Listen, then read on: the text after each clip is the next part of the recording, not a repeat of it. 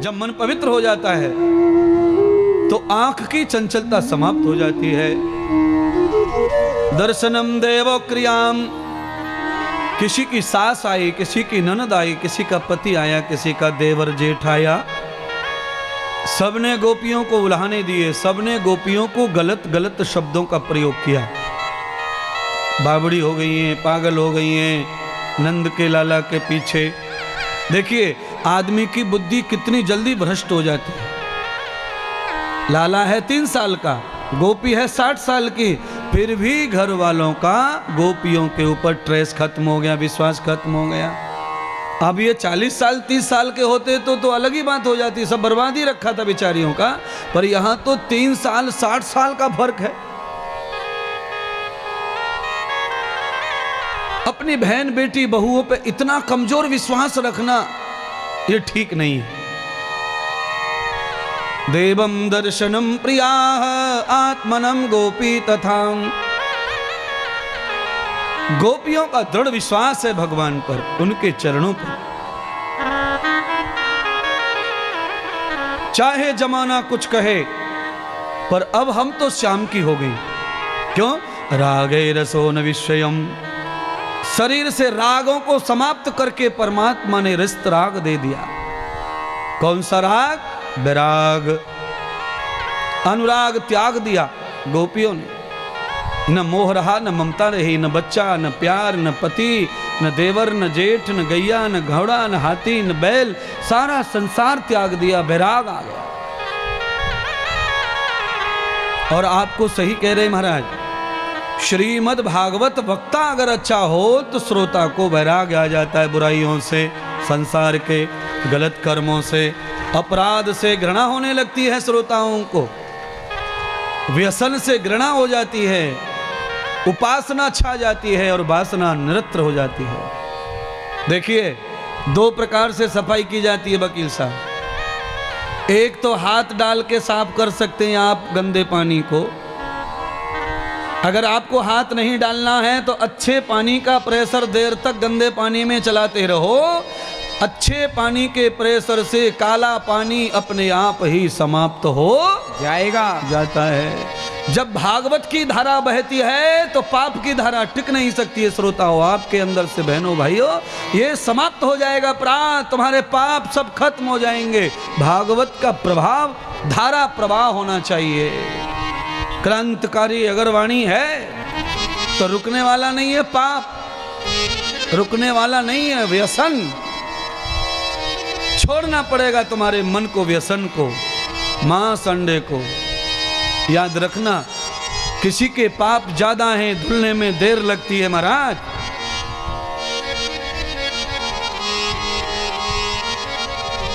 पर आप ऐसे ही आते रहे तो वह भी धुल जाएगा, वो भी नहीं रहेगा। निस्तम पापम विमुंचितम भागवतम श्रुति योग। भागवत को श्रवण करने का योग जब श्रोता को आ जाता है तो भगवान सुखदेव राजा परीक्षित को कहते हैं कि पुराने नए सारे पाप नष्ट हो जाते हैं, पुराने भी और इस जन्म में किए वो भी नष्ट हो जाते हैं।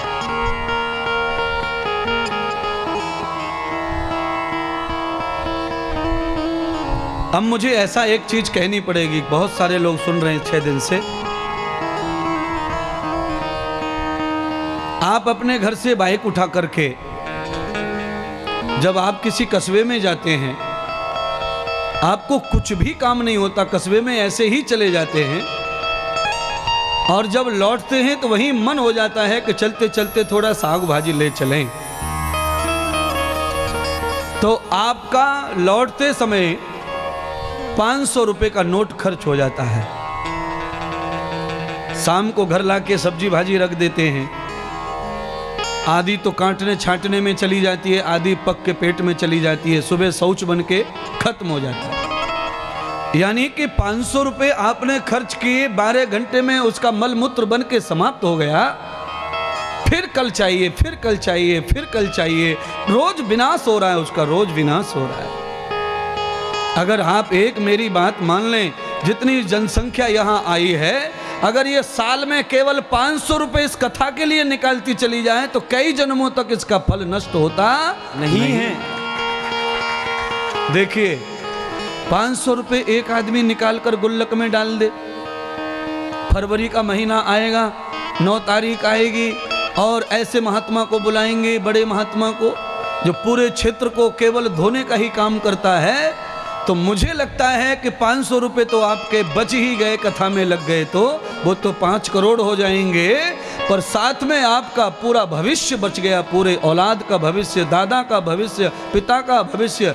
कई पीढ़ियां कथा से, प्रवचन से तर जाती हैं महाराज। मुझे बुलाओ मत बुलाओ, पर मेरे जैसे महात्मा ही आने चाहिए कथा के लिए।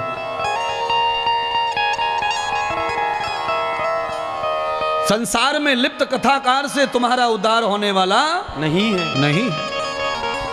ग्रस्त की तृष्णाओं में जूझ रहे कथाकार तुम्हारा कल्याण नहीं कर सकते। कल्याण तो तभी होगा जब वैराग्य पैदा होगा। इतने लोगों के लिए सब समर्थ है, सब सार्थक है। कितना कम रेट है कथा में यजमान बनने का, बोलो। इतने रुपए देके तो बेटा खुश नहीं हो रहा तुमसे। हर हफ्ते 1000 रुपए चाहिए तब कॉलेज जाता है, नहीं तो नाराज हो जाता है पिता से। अरे 10 साल से पिता पढ़ा रहा है, रोज पैसा खर्चा दे रहा है, एक दिन ना बोल दिया मुंह फुला लेता है। बोलो, इतना देके भी जो खुश नहीं है उसके लिए और कितना करना। इसलिए न वेदो न पुरुषार्थ मेदाम। कितनी चॉकलेट तुम्हारे 2-2 साल के बच्चे खा गए मम्मियों के पैसे निकाल के। चॉकलेट भी दो, टॉफियां दो, गोलियां दो, बिस्किट दो, सब दो, पर एक हफ्ते का चॉकलेट भी बंद कर दिया तो भी ऐसे यज्ञ होते रहेंगे, ऐसी कथाएं होती रहेंगी। एक हफ्ते का मात्र, पूरी साल में रोज बच्चों को चॉकलेट खिलाओ, एक हफ्ते का रोक दो।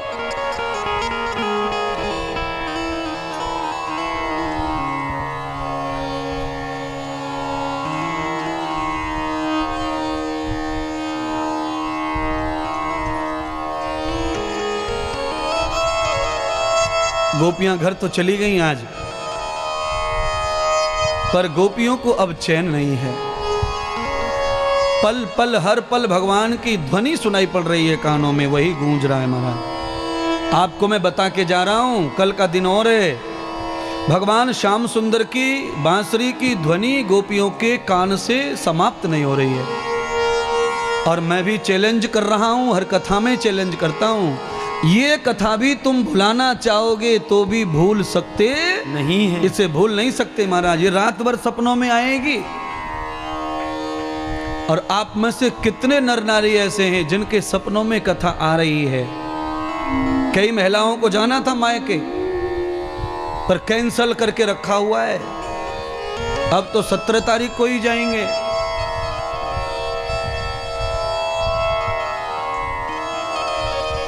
आत्मा जिस चीज से प्रसन्न होने लग जाती है, मन बुद्धि फिर उसमें रोड़ा डालते नहीं है। फिर ये मन हार जाता है, बुद्धि हार जाती है। आत्मा प्रसन्न होने लग जाए किसी चीज से तो मन को कितना भी प्रसन्न कर लो, आखिर में ये नाराज ही हो जाता है। बुद्धि को चाहे जितना प्रसन्न कर लो, आखिर में बुद्धि नाराज हो जाती है।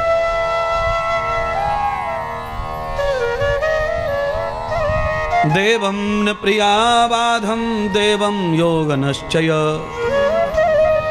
गोपियों का योग हो गया भगवान के साथ में, पतियों से गोपियों का वियोग हो गया, बच्चों से वैराग्य हो गया, मोह नहीं रहा। बच्चों को दूध नहीं पिला रही हैं, बच्चों को पास नहीं ले रही हैं, केवल एक ही धुन लगी है श्याम की, कृष्ण की। ऐसी गीता सुनाई है, ऐसे राग मलाहार सुनाई हैं। गोपियां भक्ति के आगे संसार में सब कुछ फेल है। ज्ञान धरा रह जाता है, विज्ञान धरा रह जाता है, भक्ति के आगे सब शून्य हो जाता है। गोपियों की भक्ति है, और भक्ति का केवल एक ही आधार है, और वो है प्रेम। जितना प्रेम आपके अंदर प्रकट हो जाता है, भक्ति उतनी प्रचुर मात्रा में प्रकट हो जाती है। अगर आपके अंदर प्रेम है ही नहीं और आप यूं ही ज्ञानी बने फिरो, तो बबूल के सूखे कांटे रास्ते में जिस तरह पड़े पड़े पंचर करते रहते हैं ना गाड़ियों को, ऐसे ज्ञान भी पंचर ही करता रहता है, वो किसी काम आता नहीं है हमारा। आप सच बताना, जलेबी को तेल में सेक करके सीधा खा के कोई स्वाद बता दो, उसका मेरा चैलेंज है। जलेबी को सेक लो तभी में, और सेकने के बाद उसे निकाल कर खाओ और स्वाद बताओ। जिस प्रकार से अग्नि में तप के जलेबी किसी काम की नहीं रहती जब तक वो चाशनी में ना डूब जाए, जैसे ही ये ज्ञान कितना भी तप जाए, जब तक भक्ति में डूब नहीं जाता तब तक ज्ञान किसी काम का रहता नहीं है। सब रस तो भक्ति में है महाराज। आप में अगर गुण है, ताकत है, तो बिना चाशनी का रसगुल्ला खा के बताओ, उल्टी आ जाएंगी तुमको। मेरा चैलेंज है इस बात। गुलाब जामुन खा के बता दो बिना चाशनी वाला, दे उल्टी, दे उल्टी। जो परसों खाया वो भी बाहर आ जाएगा।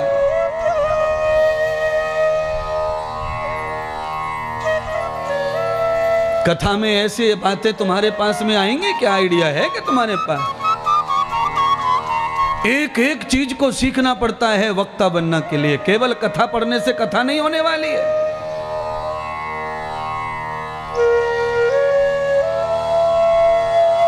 चाशनी निकाल दो। कभी कभी छेना का रसगुल्ला लोग निचोड़ के खाते हैं, गले में अटक जाता है, फिर गिटका नहीं जाता, वो गले में फंसता है, खांसी आ जाती है। इसीलिए ज्ञान भी तभी पचता है जब भक्ति हो। अगर ज्ञान बिना भक्ति वाला है तो ज्ञान अहंकारी हो जाता है, रावण की तरह। रावण को क्या ज्ञान था कि नहीं? रावण को महाज्ञानी मानते हैं, पर कैसा ज्ञान था रावण का? केवल्य। उसमें कोई भक्ति नहीं थी, कोई रस नहीं था महाराज। रावण शिव की भक्ति करता था, शिव को ही लूटने चला। शिव की भक्ति करता कैलाश को ही हिला दिया। बोलिए, ऐसा चेला किस काम का जो गुरु का दरवाजा ठोके?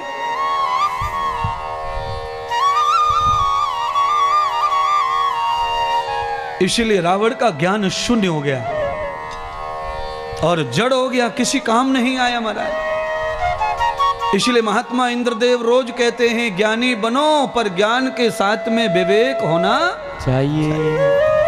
सुनिए, बिना एक्सीलेटर के जीप धक्का मार के चल जाती है, पर बिना ब्रेक के रुकने वाली नहीं है महाराज। आप ही बताओ, चालू गाड़ी को कैसे रोकेंगे? आप बताओ। खड़ी गाड़ी को बिना इंजन के चलाया जा सकता है, पर चलती गाड़ी को बिना ब्रेक के रोका जा सकता नहीं है। हाय महाराज, क्या क्या बताते हो समझाने के लिए? इतनी बातें ना समझाऊं तो कौन समझने वाला है महाराज? भागवत में तो श्रोता सोता है। इंद्रदेव के पांडाल में नींद वहां खड़ी रहती है, खेरागढ़ के चौराहे पे वो इधर फटकने वाली नहीं है। नहीं। दूसरी कथा में चले जाओ, फिर देखो सोफा पे कैसे खर्राटे मारते हैं सेठ सेठानी। वो तो ठीक है, कुछ स्वयं सेवक रहते हैं जो पानी छिड़कते रहते हैं। आंटी आंटी आंटी आंटी की बज गई घंटी।